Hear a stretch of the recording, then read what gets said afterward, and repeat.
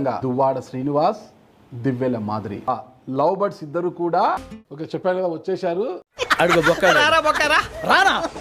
First అయితే like కొట్టండి, అర్జెంటుగా లైక్ కొట్టండి అమ్మయ్య కొట్టండి, ప్రశాంతంగా ఎంజాయ్ చేయండి. టీవీ అవార్డ్స్ ఫంక్షన్ లో మమ్మల్ని కూడా అక్కడ గెస్ట్స్ గా పిలిచారు.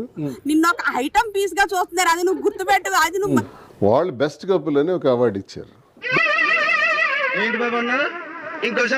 వాళ్ళు బెస్ట్ కపుల్ అని ఒక అవార్డు ఇచ్చారు. బెస్ట్ కపుల్ చార్మింగ్ ఏం కాదా బెస్ట్ కపుల్? మనం చేసేది లంగా పని, కాంట్రిబ్యూషన్ లేదు, నేను బొంగుల కరెక్షన్లు అన్నీ చెప్తున్నాను.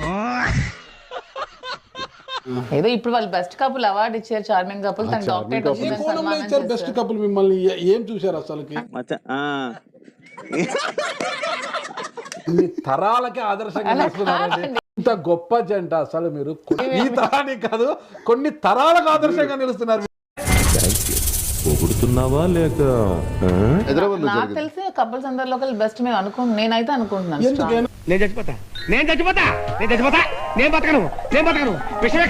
ఏ రీజన్ తో మీకు బెస్ట్ కపుల్ అవార్డు ఇచ్చారు? మీ ఇద్దరి సంబంధం ఏంటి? అక్రమ సంబంధం. దండలు మార్పిడి తర్వాత ఇంకా దగ్గర అయిపోయింది. అప్పుడు అంతే 2 years బ్యాక్ ఒకటి అయ్యాము. వెనకటి కోడు తుపాకి లేకపోయినా లపాకి కావాలన్నా అంట. 10 మంది నమ్మి మొత్తం సమర్పిస్తున్నారు. మీ ఇష్టం మొత్తం సమర్పిస్తున్నారు. నువ్వు ఊళ్ళోకి వచ్చేస్తే నేను సమర్పించేసుకుంటాను.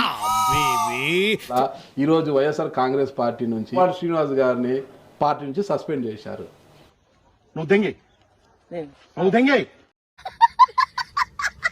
చూడండి, ఉండాలి. ఫైరింగ్ ఆర్డర్స్ వచ్చినాయి నా మీద. వారం రోజుల పాటు కాల్పులు జరిపారు. ఒక బుల్లెట్ కూడా దిగలేదు. చెప్పింది వినండి.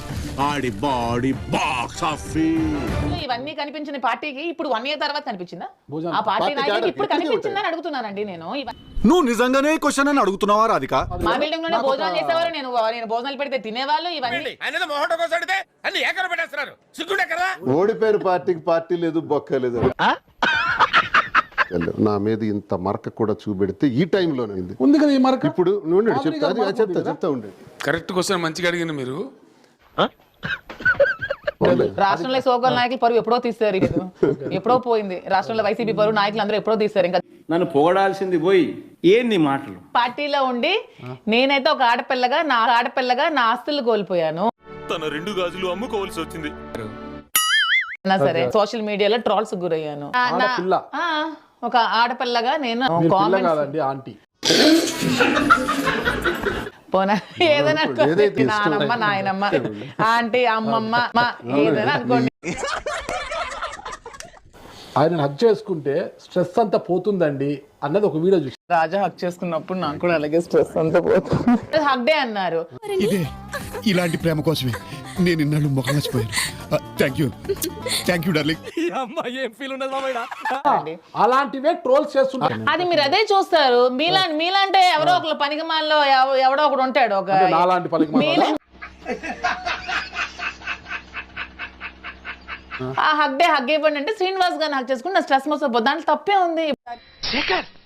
నీకు తప్పనిపించలేదా? తప్పేంటి? లోకేష్ గారిని మీరు పొగిడారు. కౌన్సిల్ కేసులకు భయపడి పాపం ఏమన్నా ఎందుకు మేము భయపడే వాళ్ళం అయితే అసలు